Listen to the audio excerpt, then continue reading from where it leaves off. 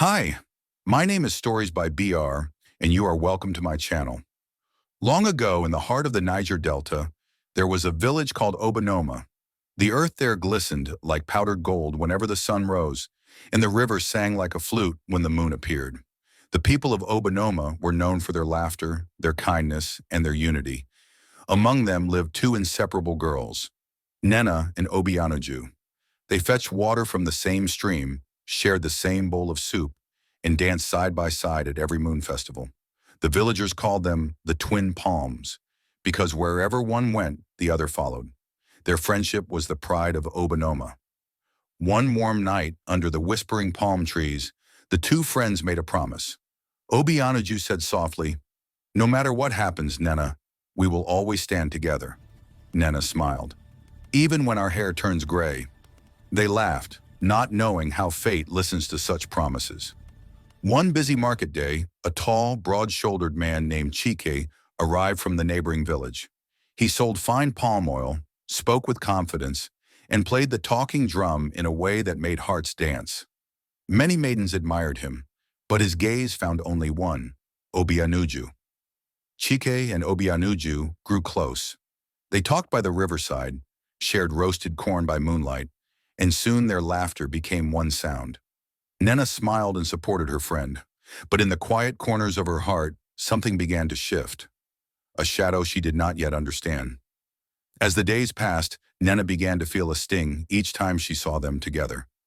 She tried to bury it under laughter, but jealousy, my children, grows in silence. "Why not me?" she whispered to herself. "Am I not beautiful? Am I not worthy of love?" The seed of envy had been planted. The day of the wedding came. The drums of Obonoma thundered across the fields. The aroma of roasted goat and palm wine filled the air. Obianuju glowed like the morning sun beside her groom, and Nnenna, dressed in bright Ankara, danced beside her, smiling outwardly but hiding a storm inside. That night when the village slept, Nnenna sat under the great silk cotton tree and wept. Her tears fell onto the earth, and she whispered, "If I cannot have him, no one truly will." The wind carried her words away, but the spirits of the forest heard. Beyond the yam fields lived Mama Eek, a feared old woman who spoke to herbs and spirits. Her hut was covered with vines, feathers, and clay charms. Trembling, Nnenna entered. "Mama," she said, "I want Cheek's heart to be mine." Mama Eek looked at her with clouded eyes. "Child, the path you seek is dark. The heart won by envy will never rest." But Nnenna's heart was deaf to wisdom. Mama Eek handed her a small calabash tied with red thread. "Take this. When the moon turns full, place a drop in your friend's drink. Her spirit will fade, but her husband's heart will wander toward you." Nnenna hesitated, but desire won. She left the forest, clutching the calabash like a treasure. A few days later, Obianuju invited Nnenna to dinner. They laughed, they shared stories of childhood, and Nnenna's heart twisted with guilt. Still, she whispered, "To friendship everlasting," as she poured a drop from the calabash into her friend's cup. That night, Obianuju fell ill. Her laughter silenced, her spirit weak. The next sunrise brought sorrow. The women wailed, men pounded drums of mourning, and the village river ran still. Nnenna cried louder than anyone. Her tears mixed with guilt and fear. And soon Cheek was left alone in grief. Weeks turned into months. Nnenna often visited Cheek to comfort him. She cooked his meals, washed his clothes, and sat by him as he spoke of his lost love. Slowly his pain softened, and he began to see Nnenna not as a friend, but as a woman who understood him. Against the whispers of the village, Cheek married Nnenna. Some called it fate, others called it foolishness. But Nnenna felt victorious. She had everything she desired. Or so she believed. When her first child was born, the village rejoiced. But as the boy grew, something seemed wrong. He stared at nothing and laughed at things unseen. When she asked him who he played with, the boy only pointed at the empty corner and said, "Auntie Uju." Fear gripped Nnenna's heart. That night, Nnenna heard a sound outside her hut. Soft, familiar laughter. She froze. It was Obianuju's laughter, carried by the wind. "Sister," the voice whispered, "do you love what you have gained?" The fire flickered, and Nnenna's calabash cracked open on its own.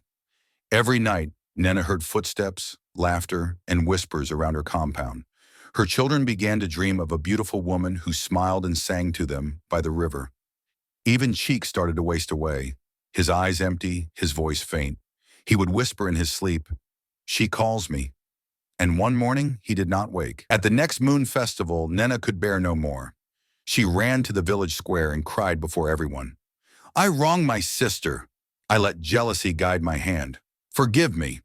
The crowd gasped, and tears filled many eyes. The elders gathered and sent her to Mama Eek once more. Mama Eek listened quietly. Then she said, "Did I not warn you? The heart forced by envy will bring sorrow. Take this broken calabash. When your heart is whole again, this too shall be whole." Nnenna wept and left the shrine, carrying the broken vessel as her burden of guilt. Years passed. Nnenna roamed from village to village, feeding the poor, caring for orphans, seeking forgiveness in every act. Her hair turned gray, but her spirit softened. One dawn she was found by the river where she and Obianuju once fetched water. She lay peacefully beside the now whole calabash. The river shimmered like gold, and the wind carried two soft voices singing, "Sister, we are one again." From that day, villagers say the river of Obonoma sings louder under the moon, a reminder that jealousy destroys, but forgiveness heals. Moral jealousy is a fire that burns the hand that lights it. True friendship is worth more than love born of envy. What the heart covets unfairly, the soul will one day pay for in tears. If you enjoyed this story, don't forget to like, share, and subscribe for more African folk tales filled with wisdom, emotion, and culture.